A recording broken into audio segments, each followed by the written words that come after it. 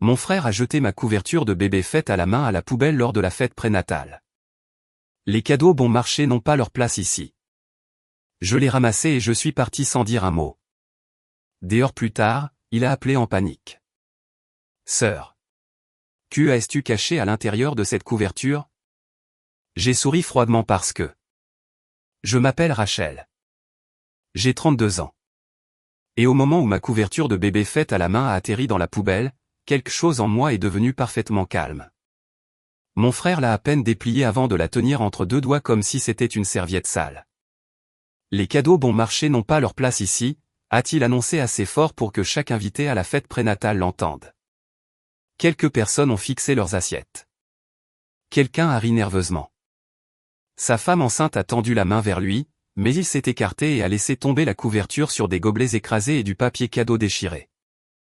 Il n'avait aucune idée que sous sa doublure bleue se trouvait une enveloppe contenant une lettre de notre père, une clé en laiton et des documents liés à un cadeau d'une valeur supérieure à tout ce qui se trouvait sur la table des cadeaux combinés. Je me suis dirigé vers la poubelle, j'ai sorti la couverture, je l'ai pliée soigneusement et je l'ai tenue contre ma poitrine. Je n'ai pas discuté ni pleuré. J'ai simplement regardé mon frère jusqu'à ce que son sourire faiblisse, puis je suis parti. 3 heures plus tard, mon téléphone a sonné. Sa voix tremblait. Sœur, qu'as-tu caché à l'intérieur de cette couverture? Est-ce à propos de la maison de papa? Rachel, réponds-moi. J'ai regardé l'email de confirmation que mon avocate avait envoyé 20 minutes plus tôt et j'ai souri. C'était le cas, ai-je dit, mais tu n'as plus besoin de t'inquiéter. J'ai déjà annulé le cadeau. Avant que je vous dise ce qu'il a dit ensuite et ce qui s'est passé après que je sois sorti, dites-moi quelle heure il est où vous êtes, d'où vous regardez et quel temps il fait là-bas. Est-ce que cela correspond à votre humeur en ce moment? Je suis curieuse de voir jusqu'où cette histoire voyage. Pour comprendre pourquoi mon frère Ethan semblait terrifié au lieu d'être curieux, je dois vous ramener 6 semaines avant la fête. C'est à ce moment-là que ma belle-sœur Claire m'a dit qu'ils attendaient un garçon. Elle semblait heureuse mais fatiguée, et sous son excitation, j'ai entendu la pression financière qu'elle essayait de cacher. Ethan avait quitté un emploi de direction stable pour ouvrir un studio de fitness privé avec 2 partenaires. Il disait à tout le monde que c'était un succès, mais ses histoires changeaient constamment. Une semaine, il se préparait à s'agrandir. La suivante, il se plaignait que les clients étaient en retard dans leur paiement.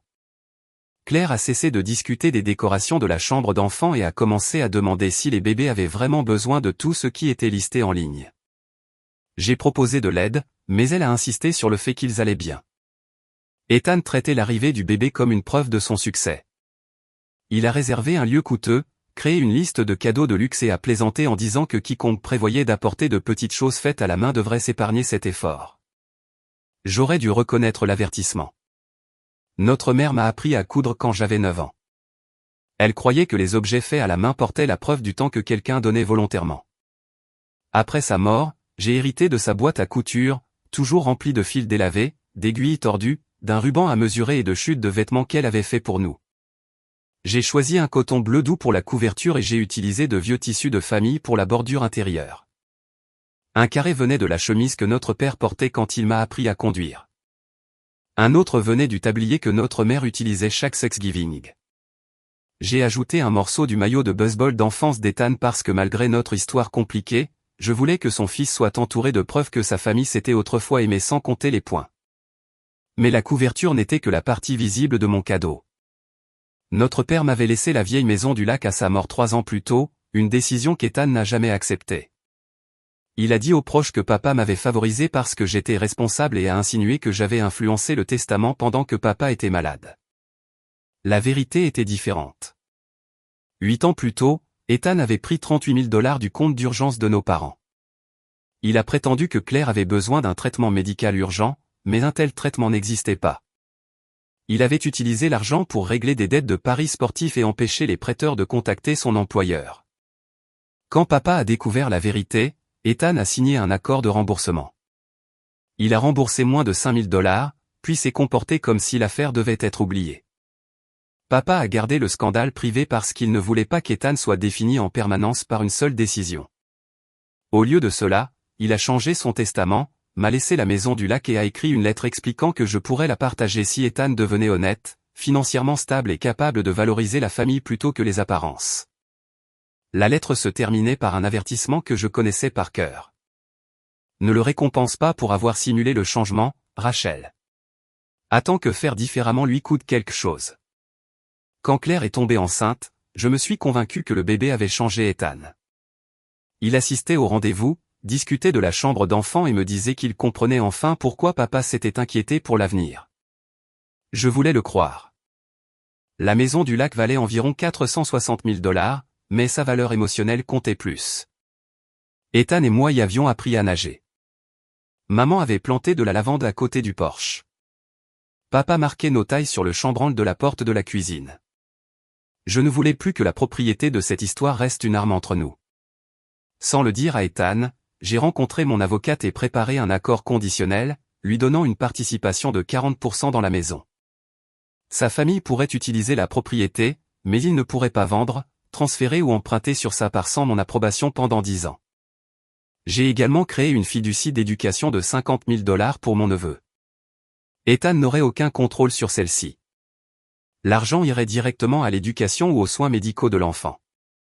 J'ai placé des copies des documents non signés dans une enveloppe crème avec une copie certifiée de la lettre de papa, une clé en laiton et une note. Ceci n'est pas un pardon pour le passé. C'est une foi en la personne que j'espère que tu as choisi de devenir. J'ai tout scellé à l'intérieur d'une poche cachée sous la doublure de la couverture. Un ruban bleu près d'un coin l'ouvrait. Claire le découvrirait en lavant la couverture, et ils apprendraient que mon modeste cadeau contenait l'accès à une maison familiale et un avenir protégé pour leur enfant. En cousant la poche, je me suis demandé si j'ignorais l'avertissement de papa. Pourquoi me sentais-je coupable de protéger quelque chose qu'Ethan avait autrefois tenté d'exploiter? Je me suis dit que ces doutes provenaient d'une vieille peur. Le matin de la fête, j'ai emballé la couverture dans du papier blanc uni. Je voulais qu'Ethan réagisse à ce qu'il pouvait voir avant de découvrir ce qu'il ne pouvait pas. Je voulais savoir s'il pouvait reconnaître l'amour sans étiquette de prix. Il a répondu devant 63 personnes. Après avoir quitté la fête, je suis rentré chez moi avec la couverture sur le siège passager. L'enveloppe est restée cachée parce qu'Ethan n'avait jamais remarqué le ruban bleu. Il n'avait même pas examiné la couture avant de la jeter. J'ai posé la couverture sur ma table de salle à manger et j'ai regardé la légère tache de café laissée par la poubelle. Ces mots se répétaient dans mon esprit. Les cadeaux bon marché n'ont pas leur place ici. Ce n'était pas seulement une insulte. C'était son jugement sur tout ce qu'il ne pouvait pas utiliser immédiatement pour impressionner quelqu'un d'autre. À 16h18, j'ai envoyé un email à mon avocate. Le transfert n'ayant pas été signé ni livré, son annulation était simple. Je lui ai demandé de détruire l'accord de propriété et de garder la maison du lac uniquement à mon nom.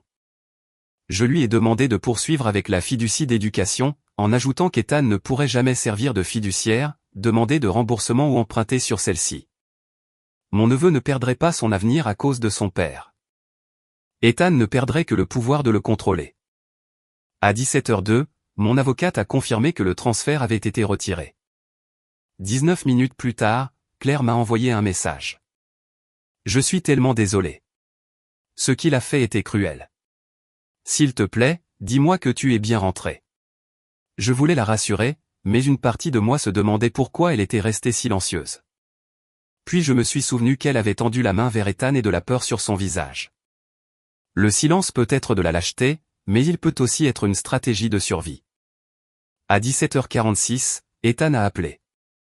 J'ai ignoré les 3 premiers appels et j'ai répondu au 4e sans parler. Rachel, sa respiration était rapide. As-tu toujours la couverture? Pourquoi?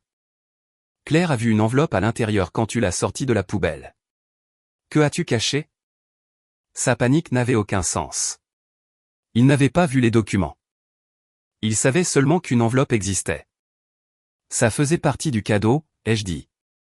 Quel genre de cadeau? Le genre que tu as jeté. Réponds-moi, c'est tout. Papa a-t-il laissé une autre lettre? Est-ce que c'est à propos de la maison? Il avait deviné le sujet exact sans preuve.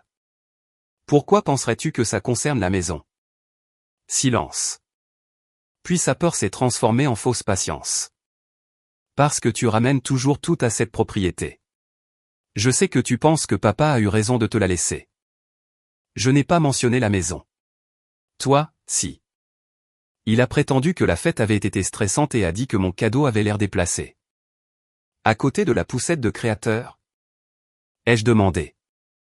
Il a adouci sa voix. Reviens. Nous mettrons la couverture sur la table, prendrons des photos et recommencerons. Tu veux des photos avec le cadeau que tu as qualifié de bon marché? J'ai fait une erreur. Non, tu as décidé que l'image était gênante. Sa voix s'est durcie. Qui avait-il dans l'enveloppe? J'ai ouvert l'email de mon avocate.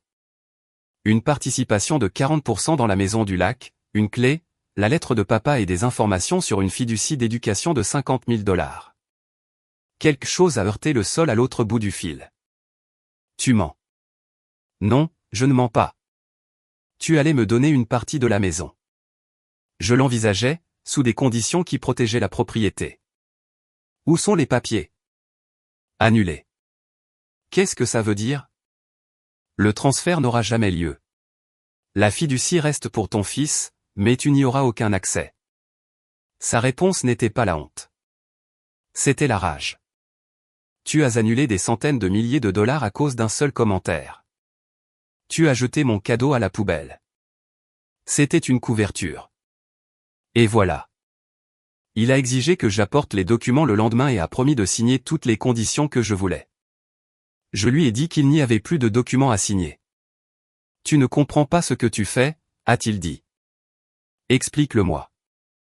J'ai fait des plans basés sur cette maison. Ma prise s'est resserrée sur le téléphone. Quel plan? Il a fait une pause, puis a prétendu qu'il voulait dire des projets familiaux futurs. Tu as fait des plans financiers impliquant une propriété que tu ne possédais pas? Ai-je demandé. Il a évité de répondre. Nous devons en discuter en privé avant que tu ne crées un problème pour tout le monde. Cette phrase a révélé la vérité. Ethan n'avait pas peur de perdre un cadeau inattendu. Il craignait quelque chose déjà en mouvement. Qui est tout le monde? Ai-je demandé. Ne m'enquête pas comme si j'étais un criminel.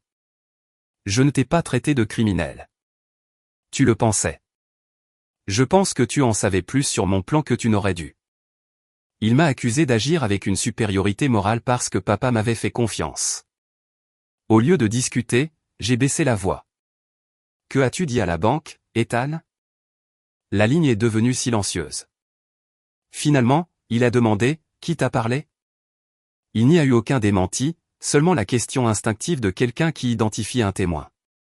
Merci, ai-je dit. C'est tout ce dont j'avais besoin. J'ai mis fin à l'appel. Il a immédiatement envoyé plusieurs messages, affirmant d'abord que j'avais mal compris, puis accusant Claire d'avoir révélé des informations privées. Il a dit que papa serait dégoûté par ma rancune, a promis de s'excuser publiquement et a menacé de dire à la famille que j'utilisais mon neveu comme moyen de pression. Son dernier message disait « Ne contacte personne au sujet de la maison avant que nous parlions ». J'ai transféré des captures d'écran à mon avocate, puis j'ai demandé à Claire si Ethan avait dit à quelqu'un qu'il s'attendait à une partie de la maison du lac. Sa réponse est arrivée 5 minutes plus tard. Je pensais que tu savais. Il m'a dit que le transfert était garanti. C'est à ce moment-là que mon humiliation est devenue quelque chose de plus dangereux. Ethan croyait que la partie précieuse de mon cadeau lui appartenait déjà, alors il pensait pouvoir insulter la couverture sans risquer ce qui était caché à l'intérieur. Mais s'il avait promis la maison à Claire, à qui d'autre l'avait-il promise? Le lendemain matin, ma meilleure amie Lucie est arrivée avec du café, un scanner portable et une expression qui me disait qu'elle avait plus que de la sympathie à offrir. Lucie connaissait Ethan depuis l'université et n'avait jamais aimé la façon dont il me parlait, mais elle le tolérait parce qu'elle savait que je voulais la paix. Quand j'ai répété ces mots, j'ai fait des plans basés sur cette maison, elle a fermé les yeux. Je dois te montrer quelque chose, a-t-elle dit.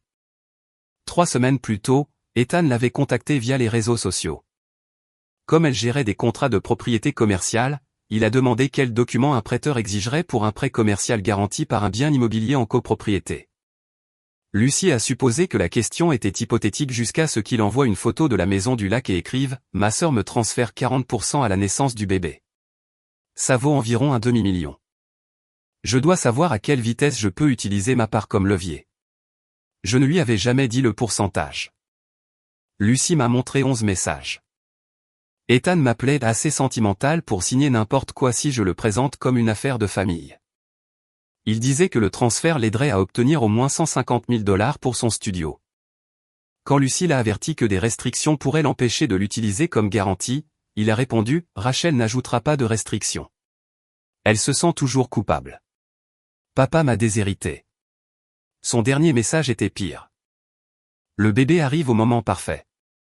Elle ne peut pas dire non sans avoir l'air sans cœur. Je me suis forcé à lire chaque message. « Pourquoi ne me l'as-tu pas dit ?» ai-je demandé. Lucie a dit qu'elle l'avait confronté, mais il a prétendu que j'avais déjà accepté et que je voulais qu'il rassemble des informations. Parce que j'avais mentionné faire la paix avec Ethan. Elle l'a cru. Seules 4 personnes avaient accès au projet. Moi, mon avocate, son assistante et l'imprimante du bureau où j'avais fait une copie. Puis je me suis souvenu de la visite d'Ethan à mon appartement 2 semaines plus tôt. Pendant que j'étais à l'étage en train de parler avec Claire, il est resté seul dans ma cuisine pendant 20 minutes. Les documents se trouvaient dans un dossier bleu sous le tissu de la couverture sur ma table de salle à manger. Il les avait vus. Cela a tout changé. Ethan savait que la couverture contenait des papiers. Il s'attendait à ce que je révèle le transfert publiquement après son insulte, transformant sa cruauté en une surprise dramatique qui le ferait paraître chanceux. Quand j'ai silencieusement emporté la couverture, il a paniqué parce que les documents sont partis avec moi. Lucie m'a montré d'autres messages. Ethan avait décrit la participation dans la maison comme des fonds propres entrant à l'un de ses partenaires commerciaux et l'avait incluse dans une projection financière. Ce n'était pas une demande de prêt finalisé, mais cela a persuadé le partenaire d'investir plus d'argent. Il a monétisé ta générosité avant que tu ne la donnes, a dit Lucie. Claire a appelé alors que nous lisions encore. Elle avait confronté Ethan, et il a admis que le studio était presque insolvable. Il devait de l'argent à des fournisseurs, avait manqué 2 mois de loyer et avait contracté des prêts personnels dont elle ne savait rien. Il a promis que nous résoudrions tout en refinançant sa future part de la maison du lac. Il a dit que tu l'avais promise, a chuchoté Claire. Je ne l'ai jamais fait. Il a dit que la lettre de ton père t'obligeait à lui donner une autre chance. La lettre de papa n'exigeait rien. Elle m'avertissait de ne pas le récompenser pour avoir fait semblant de changer. Claire a demandé si je le dénoncerais lors du dîner de famille prévu pour dimanche. Ethan avait déjà appelé des proches, décrivant la fête comme un malentendu et prétendant que j'avais retiré un héritage qui lui appartenait moralement. J'aurais pu envoyer les captures d'écran à tout le monde, mais Ethan aurait réécrit l'histoire. Il contrôlait les gens en racontant à chacun une version différente. Cette fois, chaque version de lui se rencontrerait dans la même pièce. Maintiens le dîner, ai-je dit à Claire. Ne l'avertis pas. Lucie semblait inquiète. Il va mentir. Je sais. Alors pourquoi le laisser parler? Parce que cette fois, tout le monde entendra le même mensonge. Le dîner du dimanche a eu lieu chez notre tante. Ethan croyait que la réunion avait été organisée pour que je puisse m'excuser d'avoir surréagi. Il est arrivé avec l'expression calme d'un homme prêt à accepter une reddition publique. Claire marchait derrière lui, tenant leur liste de cadeaux contre sa poitrine. J'ai apporté la couverture réparée dans une boîte à vêtements transparente. La lettre de papa, la clé en laiton et les papiers de transfert avaient été retirés de la poche, mais j'ai laissé le ruban bleu visible. Ethan a remarqué la boîte immédiatement. Je suis content que tu l'aies ramenée, a-t-il dit. Nous avons tous dit des choses que nous regrettons. Moi non. La pièce est devenue silencieuse. Ethan avait passé 2 jours à appeler nos proches. Il a dit à un cousin que je retenais un bien familial par jalousie. A dit à notre tante que je punissais un enfant à naître et a affirmé que le testament de papa avait toujours été temporaire. J'ai posé la boîte sur la table basse. Ethan a dit que c'était un malentendu, alors je veux que tout le monde comprenne. Son sourire s'est crispé. Nous pouvons gérer ça sans en faire un procès. Lors d'un procès, tu aurais le droit de garder le silence. Ce soir, je préférerais que tu parles. Je lui ai demandé d'expliquer ce qui s'était passé à la fête. Il a dit qu'il avait fait une mauvaise blague. Je l'ai pris personnellement et j'ai ensuite annulé un don de propriété par colère. Savais-tu que les documents étaient à l'intérieur de la couverture, ai-je demandé et non. T'avais-je promis la propriété? Pas directement, mais papa s'attendait. Oui ou non? Non. As-tu dit à Claire que le transfert était garanti? J'ai dit que c'était probable. Claire a levé la tête. Tu as dit que Rachel avait signé les papiers. La mâchoire d'Ethan s'est contractée. J'ai dit qu'elle allait le faire. Tu m'as dit que nous pourrions utiliser la maison pour sauver le studio. C'était privé. C'est devenu mon affaire quand tu as utilisé mon crédit pour 2 prêts personnels. L'ambiance dans la pièce a changé. Jusque-là, plusieurs proches considéraient cela comme un drame entre frères et sœurs. La déclaration de Claire les a fait se redresser. J'ai demandé si Ethan avait contacté Lucie. Il a prétendu que c'était une question immobilière générale. Lucie a tendu les captures d'écran imprimées à notre tante, qui les a fait circuler. Le visage d'Ethan est devenu blême alors que tout le monde lisait ces mots sur l'utilisation de sa part comme levier et l'utilisation du bébé pour me mettre la pression. Cette conversation est hors contexte, a-t-il dit. Alors fournis le contexte, ai-je répondu. Il a affirmé qu'il avait exploré des possibilités avec une propriété que papa voulait que nous ayons tous les deux. Notre oncle, qui avait investi 30 000 $ dans le studio d'Ethan, s'est levé. Tu m'as montré une prévision listant 180 000 $ de fonds propres supplémentaires du propriétaire. Était-ce la maison du lac? Ethan a dit que la prévision incluait des actifs futurs. Tu m'as dit que le transfert était en cours de finalisation, a répondu notre oncle. Je croyais que c'était le cas. Tu l'as présenté comme une garantie. Je n'ai jamais utilisé ce mot. Lucie a tapoté les captures d'écran. Tu l'as utilisé 4 fois. Ethan s'est tourné vers moi. Tu as monté ce coup. Tu as caché les documents pour me tester. J'ai caché un cadeau dans une couverture. Tu voulais que j'échoue. Il avait jeté mon travail, fouillé mes papiers, menti à sa femme, trompé son partenaire et promis ma propriété. Pourtant, il m'accusait d'avoir créé sa chute. J'ai sorti la couverture de sa boîte et j'ai tiré sur le ruban bleu. La poche cachée s'est ouverte. À l'intérieur se trouvaient 3 choses. Une clé de la maison du lac, un projet d'accord donnant à Ethan 40% de la propriété avec des restrictions, et une copie de la lettre de papa expliquant pourquoi il n'avait pas hérité de la propriété.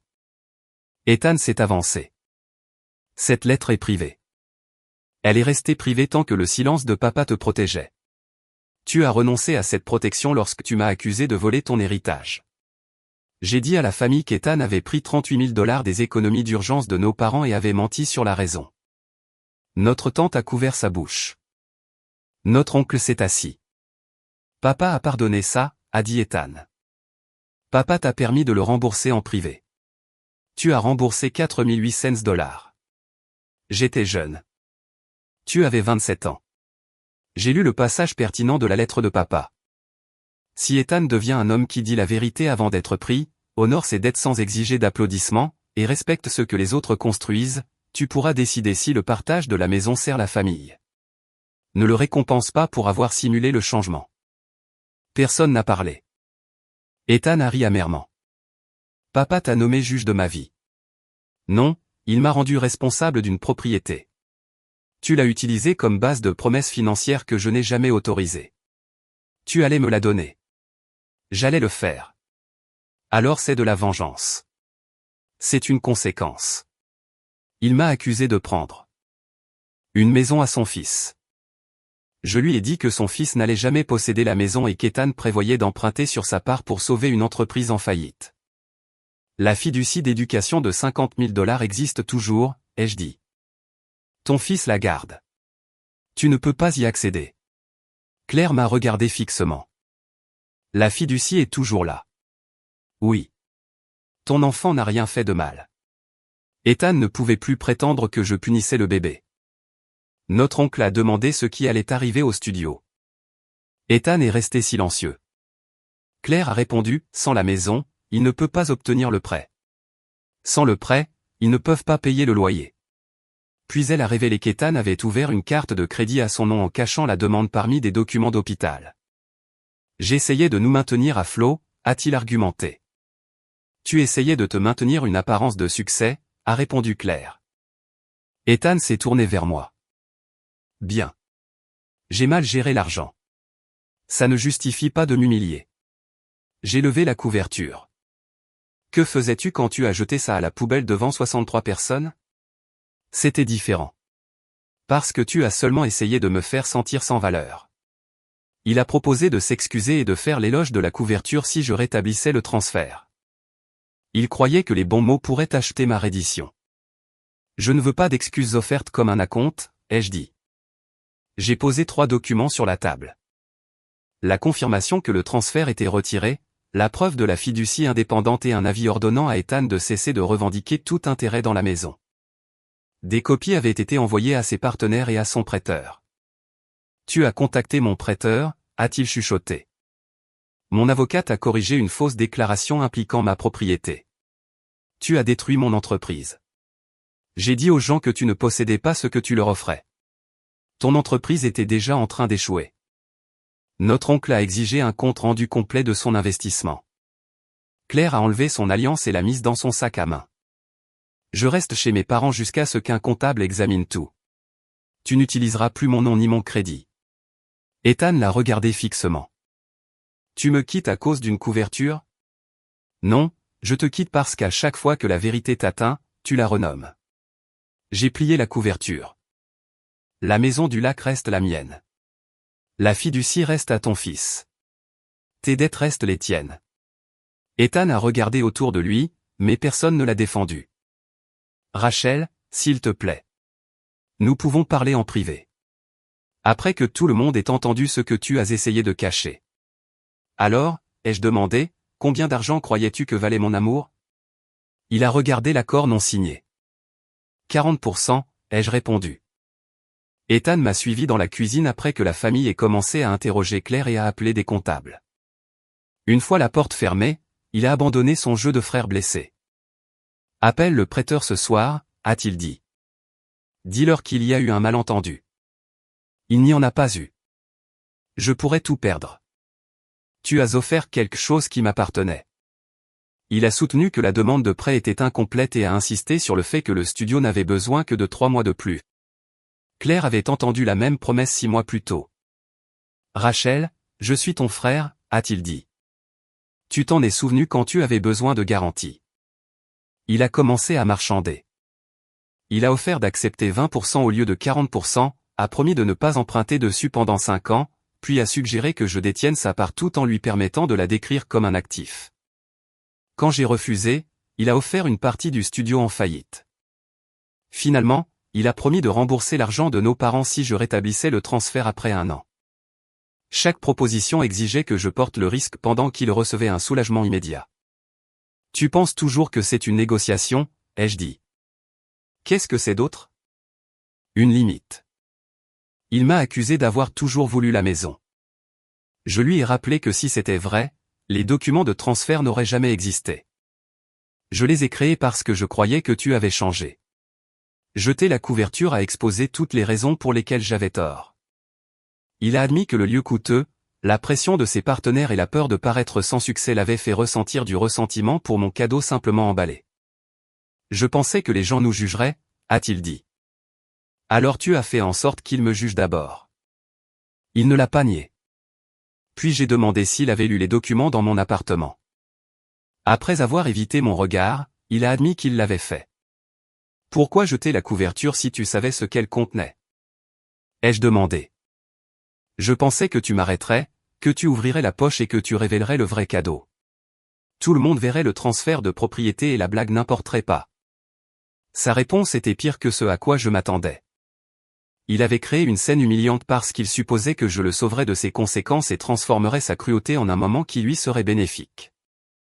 Quand je suis parti, tu as réalisé que je n'allais pas révéler le transfert. Il a hoché la tête. C'est pour ça que tu as paniqué. Pas parce que tu m'as blessé. Ses yeux se sont d'abord remplis. Non. C'était la première réponse honnête qu'il avait donnée sans alternative.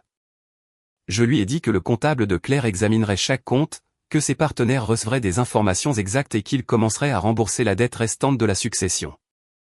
Ethan a protesté qu'il ne pouvait pas rembourser 33 000 $ alors que le studio s'effondrait. Je lui ai rappelé son camion coûteux, ses montres, son équipement et son abonnement à un club privé. Tu veux que je vende tout? Je veux que tu arrêtes de demander aux autres de financer ton image. Je lui ai donné les conditions pour un contact limité. il devait donner à Claire l'accès à chaque compte et prêt, corriger ses mensonges aux proches et aux partenaires, commencer à rembourser la dette de la succession selon un échéancier comptable, communiquer avec moi uniquement par écrit pendant 6 mois. Et accepter qu'il ne gérerait jamais la fiducie de son fils. Si je fais ça, que se passe-t-il? Tu commences à reconstruire ta vie. Et la maison? La maison ne fait pas partie de l'offre. Ses épaules sont tombées. Alors, tu ne me pardonneras jamais. Je supprime ton accès à ma propriété, mon argent et mon silence. Que cela te semble être la perte d'une sœur dépend de ce que tu croyais qu'une sœur était censée être. Il a couvert son visage. Je ne sais pas comment réparer ça. Pour une fois, commence sans savoir que tu seras récompensé. Claire est apparue à la porte et a dit que son père venait la chercher. Ethan l'a supplié de rester. Tu as menti sur la maison, le studio et la carte de crédit, a-t-elle dit. Je ne sais pas quelle partie de notre vie est réelle. Il a prétendu l'avoir fait pour leur famille. Non, tu l'as fait pour éviter de passer pour quelqu'un qui a besoin d'aide. Quand il a commencé une autre excuse, elle l'a arrêté. Je n'ai pas besoin d'un discours. J'ai besoin de documents. Ethan a signé une autorisation permettant au comptable d'accéder à ses dossiers. Personne ne l'a applaudi ni ne l'a assuré que tout irait bien. Il avait toujours interprété le sauvetage comme de l'amour, alors peut-être que l'amour signifiait maintenant lui permettre de faire face à l'incertitude. Avant de partir, il a touché la boîte de la couverture. Mon fils l'aura quand même? Oui. Puis-je lui parler de papa? Quand tu pourras raconter l'histoire sans te faire passer pour la victime. Il a hoché la tête et est sorti seul. Le studio de fitness a fermé 7 semaines plus tard. Le partenaire d'Ethan a trouvé des factures impayées, des prévisions inexactes et des dépenses personnelles cachées parmi les achats de l'entreprise. Aucune accusation criminelle n'a été déposée, mais le prêteur a mis fin à sa demande et notre oncle a exigé le remboursement par le biais d'un règlement formel. Ethan a vendu son camion, 2 montres et la plupart de son équipement commercial. L'argent n'a pas tout résolu, mais il a financé les premiers paiements de ce qu'il avait pris à nos parents. Claire est restée chez ses parents pendant 4 mois. Elle n'a pas immédiatement divorcé ni ne lui a pardonné. Elle a exigé des conseils financiers, une thérapie et une séparation légale de leurs dettes. Leur mariage est devenu quelque chose qui le reconstruirait par une honnêteté soutenue ou perdrait par le refus d'Ethan de changer. Pour une fois, le résultat dépendait de ses choix. Certains proches m'ont accusé d'être trop dur, mais la plupart ont changé d'avis après avoir appris qu'Ethan avait raconté une histoire différente à chaque personne. Quelques-uns ont insisté sur le fait que les affaires de famille devaient rester privées. J'ai demandé quelle vie privée il voulait protéger. Celle de la personne qui a menti ou celle des personnes dont la confiance en l'argent avait été utilisée. La vie privée peut protéger la guérison. Mais elle peut aussi devenir la pièce où la manipulation survit. La maison du lac est restée la mienne. J'ai changé les serrures parce que la vieille clé en laiton était devenue un symbole d'un accès qu'Ethan supposait au lieu de le mériter. J'ai mis à jour mon plan de succession pour que la propriété profite finalement à mon neveu. Bien qu'Ethan ne puisse ni la contrôler ni la vendre, la maison resterait dans la famille sans devenir une garantie pour sa prochaine urgence. J'ai réparé la couverture moi-même. La tache de café s'est estompée mais n'a jamais complètement disparu. J'ai envisagé de remplacer le panneau endommagé, puis j'ai décidé de laisser la faible marque visible. L'histoire familiale ne devrait pas être modifiée jusqu'à ce que chaque signe douloureux disparaisse. Parfois, une tâche enseigne à la génération suivante où le soin a fait défaut. Avant de donner la couverture à Claire, j'ai retiré les papiers financiers et la lettre de papa. À leur place, j'ai ajouté une note pour mon neveu. Cette couverture a été faite à partir de morceaux de personnes qui t'aimaient avant de connaître ton visage. Elle a été un jour jetée parce que quelqu'un a confondu le prix avec la valeur. Elle a été récupérée parce que la valeur ne disparaît pas lorsqu'une autre personne ne la reconnaît pas. Puisses-tu devenir un homme qui traite l'amour des autres avec soin. Claire a lu la note en tenant son fils de 3 semaines. Elle s'est excusée de ne pas avoir arrêté Ethan à la fête. Tu as tendu la main vers lui, ai-je dit. Je t'ai vu. Quand j'ai enroulé la couverture autour de mon neveu, sa main s'est refermée sur le carré coupé du maillot de baseball d'enfance d'Ethan. Cela m'a rappelé que mon frère était plus que ses pires actions. Il m'avait un jour fait confiance pour me tenir derrière lui pendant qu'il apprenait à frapper une balle et avait économisé des mois d'argent de poche pour m'acheter un livre d'anniversaire. Ce souvenir de ces choses ne m'obligeait pas à lui redonner accès à la maison. L'amour et les limites n'étaient pas des opposés. Parfois, une limite était le seul moyen pour l'amour de survivre sans devenir une permission pour l'exploitation. Un mois après la fête, Ethan a demandé à me rencontrer dans un café public. Il avait suivi le plan de remboursement, poursuivi sa thérapie et trouvé un travail salarié en tant que gestionnaire d'équipement dans un centre de rééducation. Il conduisait une vieille berline et ne portait pas de montre coûteuse. Je pensais que les conséquences signifiaient que les gens étaient contre moi, a-t-il dit. Maintenant, je pense que j'appelais tout injuste parce que la justice exigeait que je donne quelque chose en retour. L'ancien Ethan aurait suivi cette déclaration d'une demande. Il ne l'a pas fait. Je suis désolé d'avoir jeté la couverture, a-t-il continué. Pas à cause de ce qui était caché à l'intérieur. Je savais que tu l'avais faite. Et j'ai décidé que te faire paraître petite me ferait paraître réussie. C'étaient ses premières excuses sans justification, sans référence à papa, ni question sur ce qu'il recevrait. Je crois que tu comprends maintenant, ai-je dit. Me pardonnes-tu? Je ne suis pas prête à répondre de manière permanente. Il a hoché la tête. C'est juste. Il m'a tendu un reçu pour un autre paiement de la succession et une lettre corrigeant les mensonges qu'il avait racontés à nos proches. Avant de partir, il a dit « Je suis passé devant la maison du lac la semaine dernière. Je ne suis pas entré. Tu n'as pas de clé. Je sais. C'est pour ça que je te le dis. » Pour Ethan, respecter une porte verrouillée était un progrès. Les gens demandent parfois si le don de la propriété était une vengeance. La vengeance est généralement imaginée comme un acte conçu pour faire souffrir quelqu'un. La mienne était plus discrète.